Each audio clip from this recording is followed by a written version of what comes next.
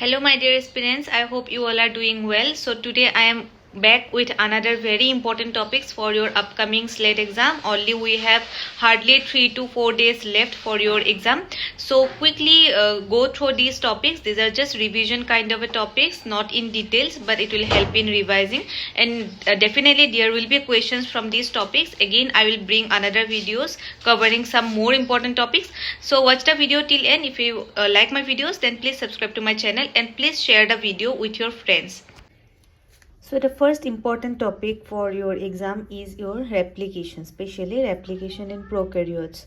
So before knowing what is replication, you have to know the basic structure of DNA. As this is a revision course, so I don't want to go in depth. That will be a wastage of time. I hope you have studied everything about replication, transcription, translation and all. This is just a revision, just to remind you whatever you have studied in a very short duration. So this is the structure of DNA, not the structure of DNA. This is just the structure of the sugar of DNA. So the sugar of DNA is what? Ribose sugar, which is a pentose sugar, 5 carbon containing compound. So the structure of DNA, that is a different topic. So I hope you already know the structure of DNA, that is a double helical structure. Let me quickly show you. This type of structure DNA has. So what are the components of DNA? I mean, what is the monomer of DNA? So DNA is nothing but what it is? It is a nucleic acid. So nucleic acid, if it is a polymer, then what is the monomer of nucleic acid? It is nothing but nucleotides. Nucleotides are the monomers of nucleic acid. Now nucleotides are made up of what? Nucleotides are made up of sugar plus base plus phosphate. What is nucleoside? If you remove phosphate from this, then it becomes nucleosides. So forget about nucleosides, just remember nucleotides. DNA is made up of nucleotides. DNA and RNA both are nucleic acids, so both of them will be made up of nucleotides, sugar, base and phosphate. Now we are focusing on this one, sugar. So sugar here is the pentose sugar, that means the ribose sugar. Here 5 carbon will be there. This is the structure of RNA sugar. This is the structure of DNA sugar. Now you already know the difference between DNA and RNA. There are many points. Now what we are dealing with, we are now focusing only on the difference of the sugar. The sugar of DNA is deoxyribose sugar and the sugar of RNA is ribose sugar. So why that deoxy is there? Because of the absence of oxygen. See here in this 2', this is the first carbon, first prime, 2', 3', 4', 5'. Here also 5 carbon will be there in the second carbon. Okay, here oxygen is not there in case of DNA. In case of RNA, oxygen is there. That's why it is called deoxyribose sugar. I hope you already know. Why is there the absence of oxygen here? Because if oxygen will be present here, there is this free oxygen, because DNA is our main genetic material. So this oxygen should not be free. In order to avoid any kind of reaction, reactive oxygen should be avoided. So as DNA is the main genetic material, so this has to be stable. If there is the presence of oxygen, there will be no stability. So this is a different thing. Now let's focus on this one. This 3' OH is very important. All the positions are important. In the first prime carbon, one base will be attached. Now this one, base. What are the bases? Bases, nitrogenous bases, I hope you know. In case of DNA, adenine, guanine, cytosine and thymine. In case of RNA, adenine, guanine, cytosine and uracil. These are the nitrogenous bases. So here a base will be attached. In the 2', I already told you the speciality of 2'. This is important to differentiate DNA and RNA sugar. In the 3', OH will be there, and this point is important because a new nucleotide, again another nucleotide will be joined in this 3' OH end. 5' is also important because phosphate, again see here phosphate is also there, na? So in the 5' end of the sugar, phosphate will be attached, PO4 will be attached.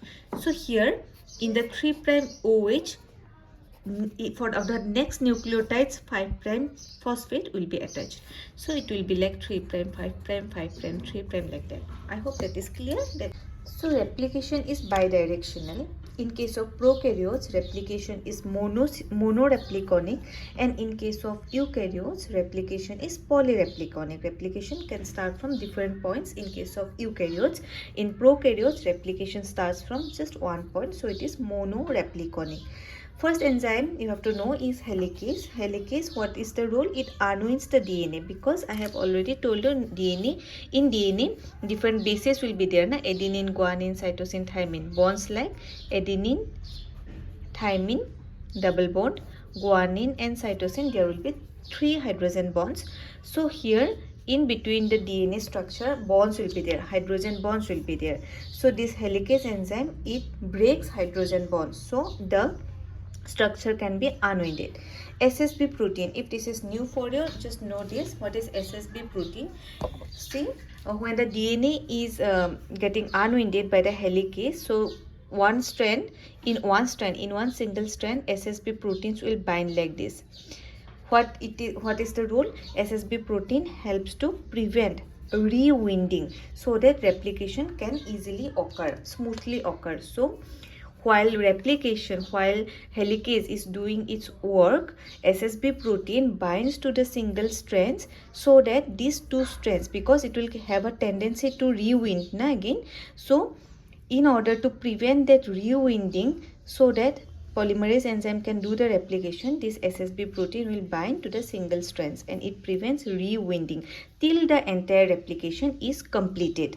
After completion, SSB protein will go away, and again the DNA will rewind and become its original structure.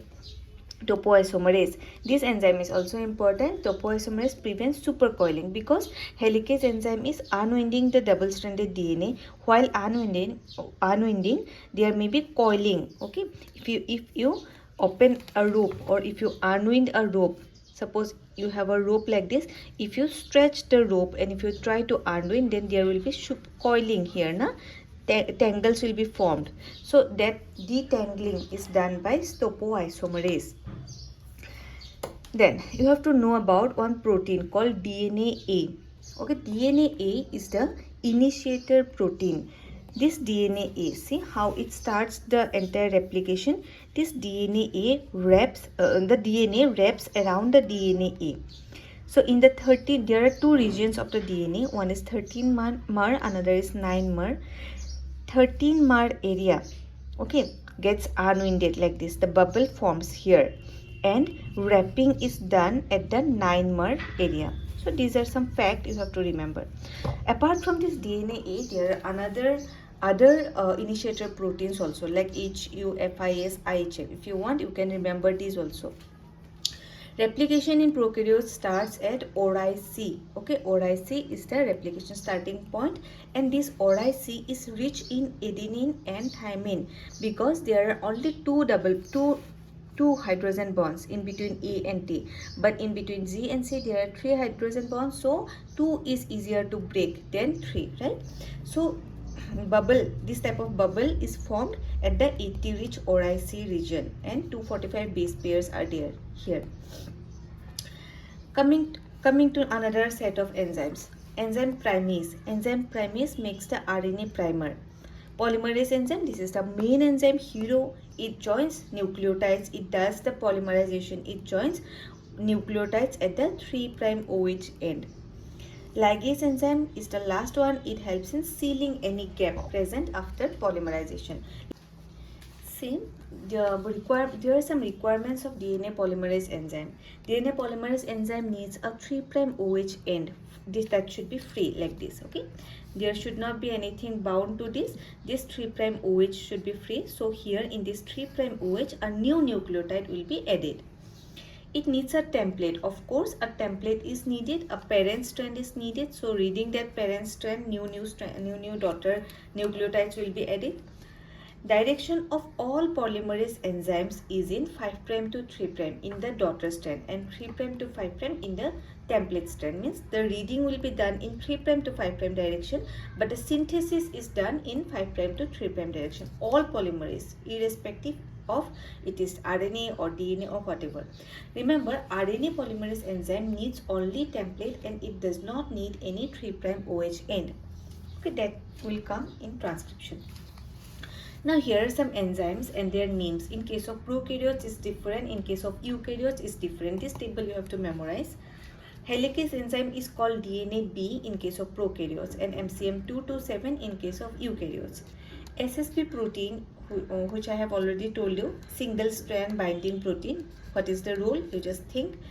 So SSB protein is called SSB in case of prokaryotes and RPA in case of eukaryotes. Primase enzyme that helps in making RNA primer that will help to start the polymerization. Primase enzyme is called DNA G in case of prokaryote and polymerase alpha in case of eukaryote. Polymerase enzyme, the main polymerase enzyme is polymerase 3 in case of prokaryote and polymerase epsilon and delta for leading strand and for lagging strand. This I will explain now. Just keep watching the video. Topoisomerase is called topoisomerase 1 for single strand and gyrase for double strand in case of prokaryote. In case of eukaryote, topoisomerase 1 for single strand unwinding, for single strand supercoiling, and topoisomerase 2 for double strand supercoiling. Primer removal. Last primer should be removed. This also I will explain. Primer removal is done by polymerase 1 in case of prokaryote and RNase H and Phe in case of eukaryotes. This point I will just explain you. Let's understand the concept. So first what will happen? First we have a normal DNA strand. Okay, normal DNA strand. This is the 5' P phosphate, 3' OH, 3' 5'. Okay, this is a normal DNA that we want to replicate. What will happen first? First unwinding will be there. Unwinding will be done by helicase enzyme. Unwinding means nothing but breaking of the hydrogen bonds like this. So bonds will be broken by helicase, and who will bind here? SSB proteins will bind so that these two strands does not rewind or does not join again till the entire transcription is completed. Then again here supercoiling will be there because unwinding is there. So to avoid this supercoiling, topoisomerase will do its work. Now what will happen? See, if we divide this entire unwinding part is called bubble, and if we just take one part of it, this will be called a replication fork. Okay, this is replication bubble, this is replication fork. Let's understand by taking the example of a replication fork. This will be 5' for example, 3', 3', 5'. Which enzyme will come first? First primase will come. Okay, primase enzyme. So primase enzyme like this. Suppose this is the replication fork. These are the ends of DNA, remember. So first primase enzyme will come here, primase enzyme. In the both strands, both are, this is a template strand, this is another template strand. So template strand A, template strand B, for example. So primase enzyme, what it will do? It will make a small segment here. Suppose A, T, T. Here we have T, A. So here again this will be like TAA, this will be like ATT. Okay, so this a short segment of RNA will be made by the primer. Why RNA? Because it is single stranded. Now this primase enzyme will do its activity and it will go away. Now who will come? Here see, if this is 3', this will be 5', right? If this is 5', this will be 3'. Now our next enzyme will be RNA polymerase, DNA polymerase. Now DNA polymerase will come here also, DNA polymerase will come here also. But unfortunately, this DNA polymerase cannot elongate the strand. Why? Because there is lack of 3' OH here. I have already told you there should be a free 3' OH in the daughter strand. But this DNA polymerase is okay. It has got template also. This one is the template. It has got free 3' OH end also. So this DNA polymerase will keep on synthesizing the strand smoothly till the end. But what about this polymerase enzyme? This polymerase enzyme will face difficulty. It will stop here, it will halt here. But we can't stop it right now, because we need replication till this point. Now who will be called? Again we have to call the primase enzyme. Let's add a primase enzyme here. Now this primase enzyme will make a small RNA segment again. So this segment will have, now this part will be 5' in, this part will be 3' in, because here complementary, na? 3 prime, 5 prime.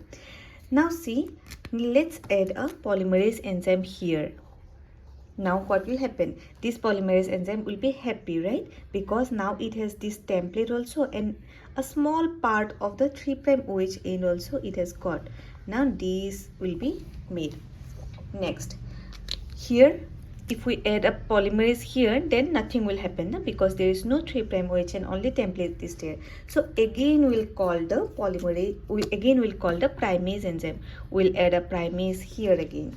This primase will again synthesize a strand, small strand like this. This part will be the 5 prime end, this will be the 3 prime end.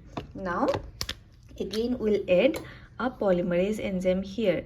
Again this polymerase enzyme will be a little bit happier because it has got a free 3 prime OH end. Now extending this one again. Fine. So like that we have to again add primase. Again that primase will make a small RNA strand. That RNA strand is called nothing but what? Primer. Remember, that is a primer. So primer is required, no? Why primer is required? Because that primer is only able to provide a 3 prime OH end. Because polymerase enzymes requirement we have already discussed, it needs a template also, it needs a 3 prime OH end also. So in order to provide that 3 prime OH end, primer is needed. Now this smooth strand is called the leading strand. This is the leading strand. Okay, and this strand which is not continuous, which is a discontinuous strand, this is called lagging strand. This is called lagging strand. And these fragments, the hybrid DNA, RNA, DNA, these fragments are called Okazaki fragments. Okay, these are called Okazaki fragments. I hope you have understood. So this is lagging strand, this is leading strand. Now I had already told you that we had just discussed. We had discussed about this one, a primer removal is done by polymerase 1 in prokaryote and RNase H and Fanny in eukaryotes. Let me explain that point. See, our main aim of replication is to get a DNA molecule, not DNA RNA hybrid. Here we are having DNA RNA hybrid. Here also in leading strand also we have a short RNA molecule. This we have to remove. So in order to remove this one, polymerase 1 is used in case of RNA.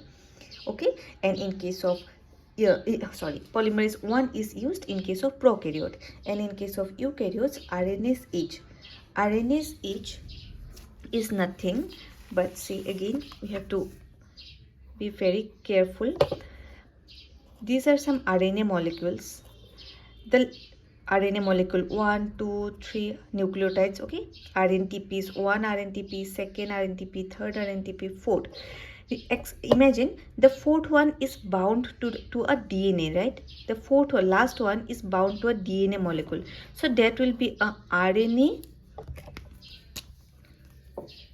DNA hybrid. So that RNA DNA hybrid is broken by Fanny. That nuclease activity is done by Fanny.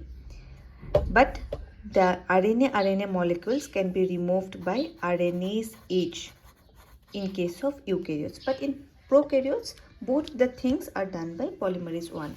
I hope these things are clear. This is a very basic thing of replication. If you want to know details, then you have to comment down below. Anyway, let's move to the next topic. Next important part for your exam is your immunology. Especially you have to understand the different cells of your immune system.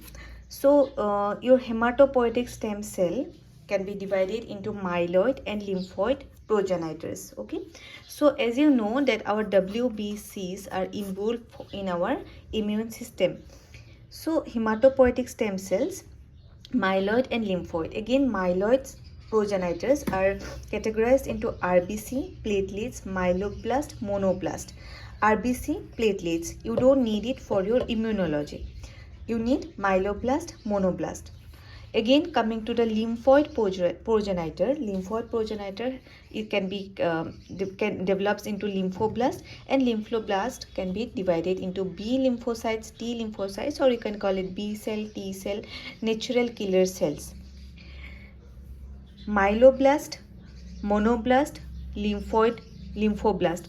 All these belongs to WBC, which are your immune cells or leukocytes. Myeloblast develops into granulocytes. Three types of granulocytes are there. Granulocytes are cells that has granules in it. Neutrophils, basionophils, eosinophils. Monoblast develops into macrophage and dendritic cell. Coming to the lymphoid, B cell, T cell and NK cell, natural killer cells. These belongs to the lymphoid progenitor and they are part of WBC. So here why I have given a table like this instead of just categorizing into WBC, RBC, platelets, because you have to know that not only the immune cells are part of myeloid progenitors.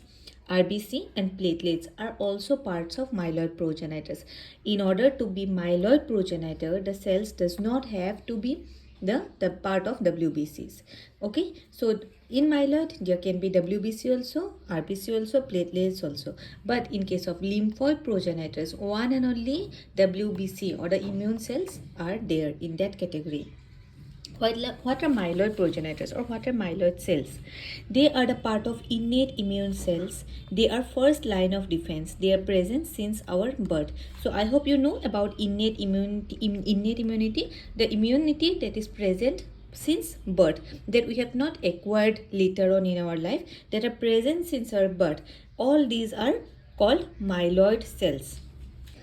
Before going further, let's quickly see something about antigen presenting cells or APC. Remember macrophages and dendritic cell. We have already seen macrophages and dendritic cell. They are part of myeloid cells. They are the professional antigen presenting cell. Just remember what is antigen presenting cell. Suppose you have an antigen in the cell. This antigen presenting cell, what it will do, suppose this cell is infected by antigen or there is a presence of antigen, then if this is macrophage or dendritic cell, then this cell will present the antigen like this. Okay, this cell will present the antigen so that other cells of immune system can recognize this antigen and it can neutralize this antigen. So here this part is called MHC. Okay, MHCs are present on the surface of antigen presenting cell. There are two classes, MHC1 and MHC2. Both of them are present on the surface of antigen presenting cell. Now coming to the lymphoid lineage, they are involved in adaptive or acquired immune response. They are not present since birth. They help in production of memory cells also with the help of B cells specifically. B cells, T cells and NK cells are a part of lymphoid cells. T and B cells are hard to distinguish under microscope, so they are differentiated on the basis of CD molecules present on the surface of their cell because they look similar in structure. B cells, they can be membrane bound antibody in the B cell surface, which is called BCR. Okay, suppose this is a B cell and there can be a receptor which is called B cell receptor. This receptor is nothing but the membrane bound antibody which will capture antigen. Activated B cell can also act as professional APC. Okay, apart from macrophage and dendritic cell, B cell can also act like professional APC, which needs to be activated. Suppose this is a B cell, this is the B cell receptor, okay, or BCR, or you can call it membrane bound antibody. Remember, there are two classes of antibody. One is membrane bound, which is bound to the surface of B cell. Another one is soluble, which can roam inside the cell in search of antigen. So the B cell, in this B cell receptor, antigen will be captured or recognized. Then T cell will come. T cell and B cell will bind to each other with the help of co-stimulatory molecules present in B cell and T cell. They will bind each other and this T cell will finally help in pathogen removal. Activated B cell finally differentiate into effector cells, plasma and memory cells. Okay, after all these things, B cell will also become effector cells, plasma and memory cells. Memory cells are those which will remain, and plasma cells will make the antibodies, soluble antibodies, which will help to eliminate the antigen. Not eliminating is not enough, memory is also important, so that In the second encounter, the body can fight back. Plasma cell produce secretory or free or soluble antibodies, not membrane bound. Of course, because membrane bound was already present here, then plasma cell will make this antibody. So B cells and also sometimes T cell can make plasma cell that will make antibody, and also memory cell that will keep the memory for second encounter. Now coming in details of T cell. T cells maturation is thymus. Remember, the site of synthesis of both T and B cell is bone marrow. B cell maturation is in bone marrow only. T cell maturation is in thymus. Remember, I hope you already know. Antigen binding by T cell receptor that identifies only processed antigen by APC. Fine, that thing I have already discussed. APC will present their antigen in their MHC molecules. Then this antigen will be recognized by the T cell receptor. This is the T cell, and it will help in elimination of antigen if this is APC. Same thing with B cell. If this is B cell, this is the receptor which is called B cell receptor. Antigen will be presented in the B cell receptor. Then T cell will bind and help in elimination. Same thing. Remember, T cell cannot directly recognize the antigen. Antigen should be recognized by antigen presenting cell or B cell. T cell can only act upon antigen which is already recognized by the APC. There are two types of T cell. One is T helper cell, another is cytotoxic T cell. T helper cell, CD4 molecule is present here, CD8 molecule is present here. Okay. Cytotoxic T cell directly eliminates the antigens or tumor cells or virus affected cells, etc. I hope this part is clear. These are important parts for your immunology.